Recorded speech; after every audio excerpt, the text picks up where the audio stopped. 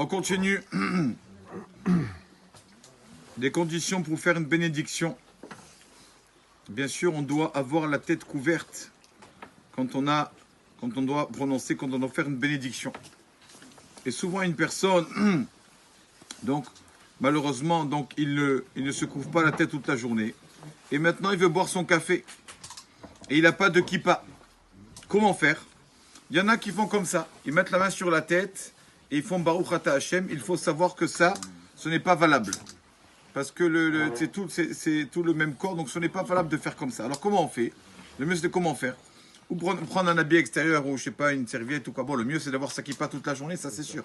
Mais celui qui n'a pas encore mérité de faire ça, ou il met un mouchoir ou je sais pas quoi, ou bien au maximum il prend donc sa manche, d'accord, et il fait comme ça.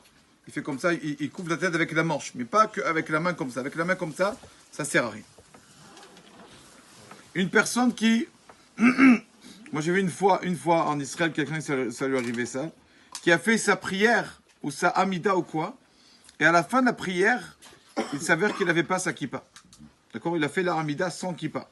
Donc, s'il a fait comme ça, pas la peine de refaire encore sa amida. Il a été acquitté de la amida, pas besoin de la faire une deuxième fois. Encore une condition pour faire la bracha, il faut qu'il y ait une séparation entre le cœur et la nudité de l'homme. Toujours qu'il y ait une séparation entre les deux. Il y en a qui mettent une ceinture, il y a l'élastique du pantalon ou je sais pas quoi. Mais tout ça, il faut quelque chose qui ne sépare entre les deux. C'est rien qui sépare entre les deux. Par exemple, quelqu'un qui a une longue djellaba, d'accord? Il n'a que la djellaba sur lui, d'accord? Il ne peut pas faire la bracha comme ça, parce qu'il n'y a rien qui sépare entre son cœur et sa nudité. Donc il faut qu'il y ait vraiment quelque chose qui sépare entre les deux pour pouvoir faire la bracha. On raconte sur Rabbi Eliyahu Lopian. Sur comment il avait la crainte du ciel. On raconte que donc une fois on lui a dit qu'il devait se faire opérer de l'œil. Et quand est arrivé le jour de l'opération, pendant l'opération, pardon, donc il y a la tension qui est montée très haut.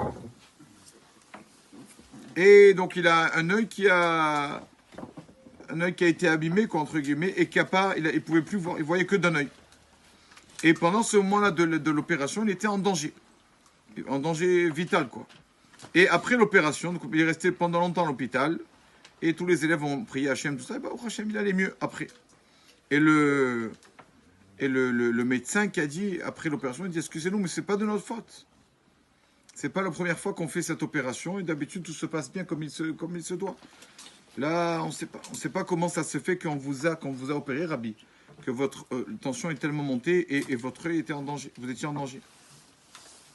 Quelques années après, on dit au Rav Lopian, il faut encore une opération à l'œil. Et tout le monde a eu peur. Ils ont dit, attends, la première fois, il s'en est sorti. Mais est-ce que la deuxième fois, il va s'en sortir? Il rentre dans le danger. Alors, quand on lui a dit, Rabbi, est-ce que vous allez faire la deuxième opération? Il leur a dit, écoutez, vous vous rappelez que j'étais en danger pour la première opération? Vous savez pourquoi? Parce qu'avant de rentrer sur la table d'opération, je me suis dit, quand quelqu'un rentre sur la table d'opération, il est assis, allongé sur la table d'opération. Mais il n'y a rien qui lui garantit qu'il va se lever de là-bas. Je sais pas, ils rentrent dans cette salle d'opération, on ne sait pas, chez Mishmor, ils nous endorment, on ne sait pas ce qu'ils font avec nous, ils font ce qu'ils veulent. D'ailleurs, hier, juste comme ça a l'air de quelque chose de rigolo, mais hier, des Israéliens qui ont raconté à la radio qu'ils sont allés au Mexique pour faire l'opération de... Comment c'est pour maigrir? La sleeve. Ils ont fait l'opération de la sleeve, qu'est-ce qui s'est avéré? Ils leur ont volé un rein.